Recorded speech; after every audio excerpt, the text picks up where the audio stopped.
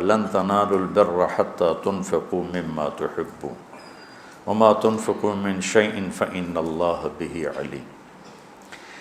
کہ اللہ کا قرب حاصل کرنے کے لیے اللہ فرماتا ہے جو چیز سب سے زیادہ پسند ہے نا وہ میرے نام پہ دو گے تو تب جا کے تمہیں اللہ کا قرب حاصل ہوگا۔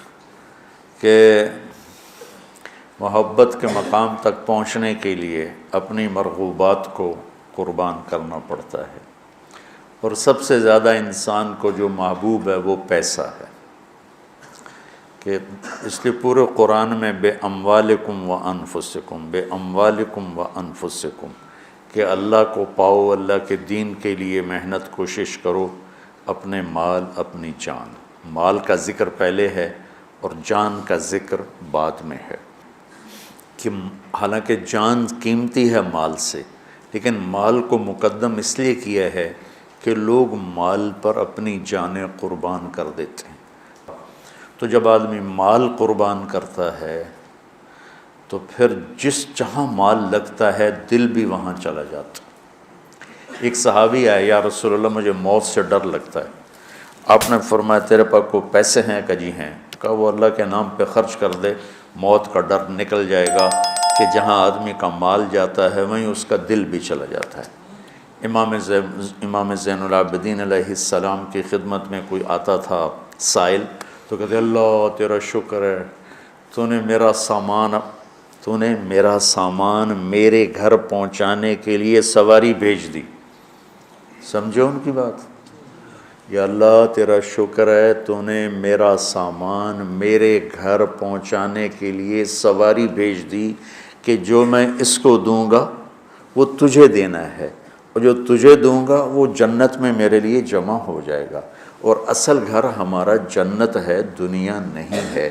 تو کہتے تھے یا اللہ تیرا شکر ہے کہ تو نے میرے گھر کا سامان میرے گھر پہنچانے کا سامان پیدا کر دیا۔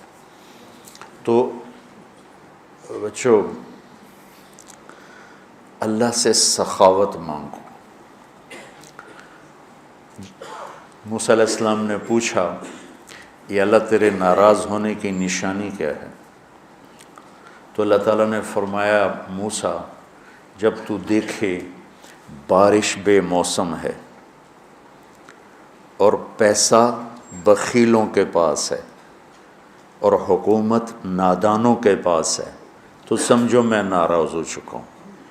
جب بارشیں بے موقع ہوں، پیسہ بخیلوں کے پاس ہو جو نہ خود خرچ کرے نہ کسی اور پہ خرچ کرے، اور حکومت بے وقوفوں کے پاس ہو تو میں ناراض ہوں۔ کہ یا اللہ جب تو راضی ہو پھر جب تو دیکھے بارشیں موقع پر ہو رہی ہیں، پیسہ سخیوں کے پاس ہے، حکومت سمجھداروں کے پاس ہے، تو سمجھ لے کہ میں لوگوں سے راضی ہوں اور ان سے میں خوش ہوں۔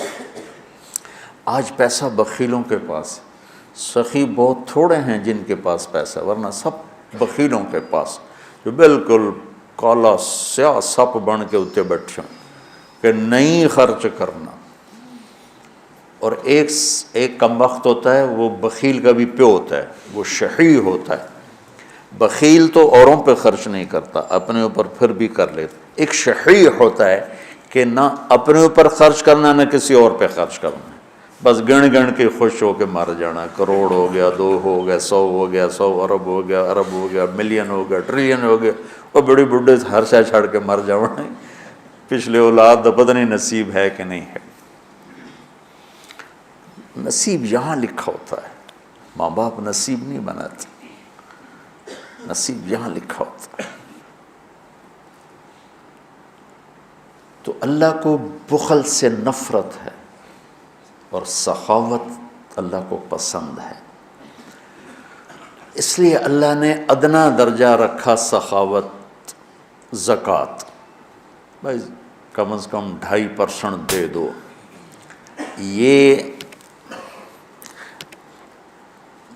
جو بارڈر ہوتے ہیں نا، بارڈر، تو یہ پاکستانی بارڈر ہے، یہ انڈین بارڈر ہے، یہ والی جگہ جو ہوتی ہے نا یہ مشترکہ ہوتی ہے۔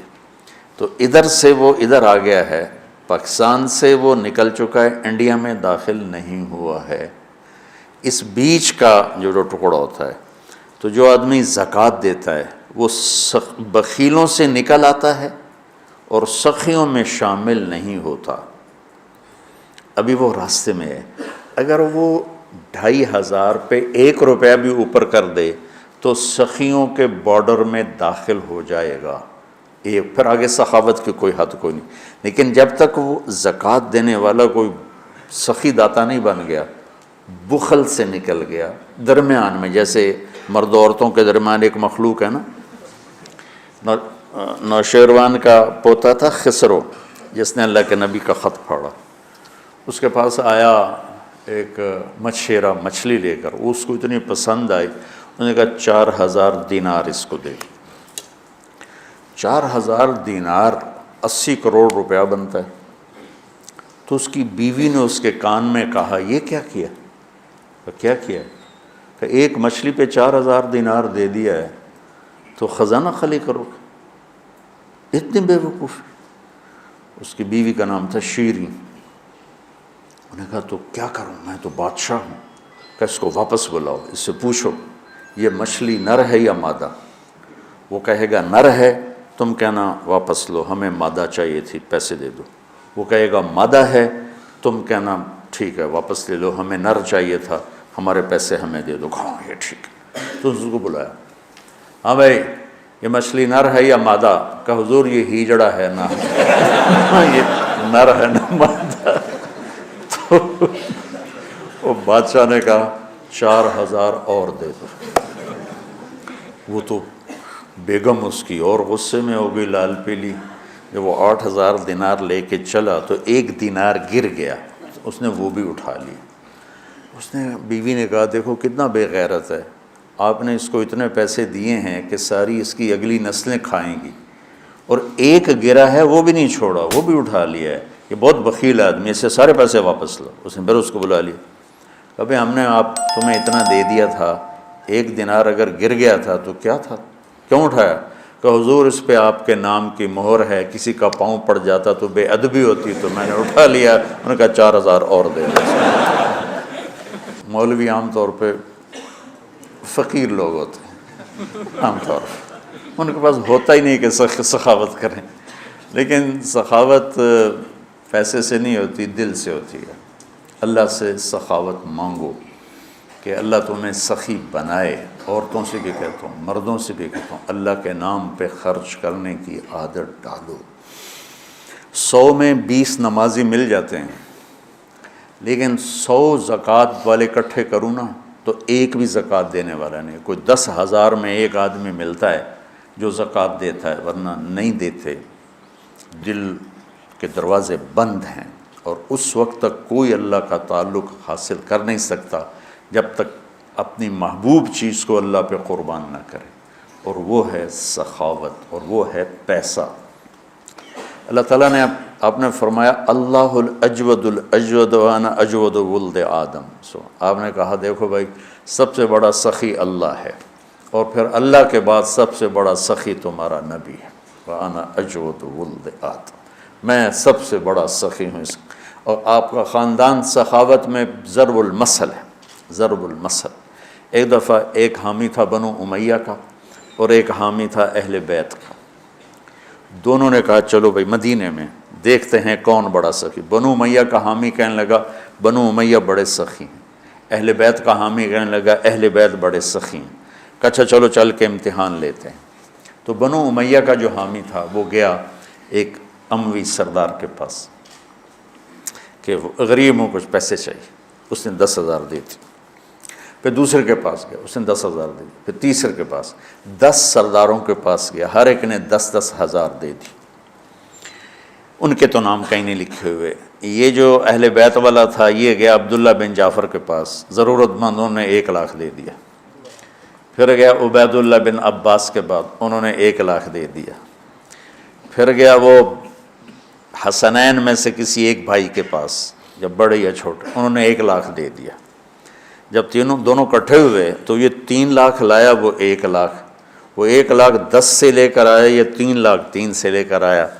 تو پھر وہ کہنے لگا ہاں بھئی اہل بیت بڑے سخی ہیں، چلو واپس کرتے ہیں۔ تو وہ جو اموی خاندان سے عقیدت رکھتا تھا اس نے جا کر کہا جی ہم تو ایسے ہی ضرورت مند نہیں تھے، ویسے ہی ہم ایک امتحان لے رہے تھے، تو آپ برائے مہربانی اپنے پیسے واپس لے لیں۔ انہوں نے کہا ٹھیک ہے، 10 کے 10 نے پیسے واپس لے لیے۔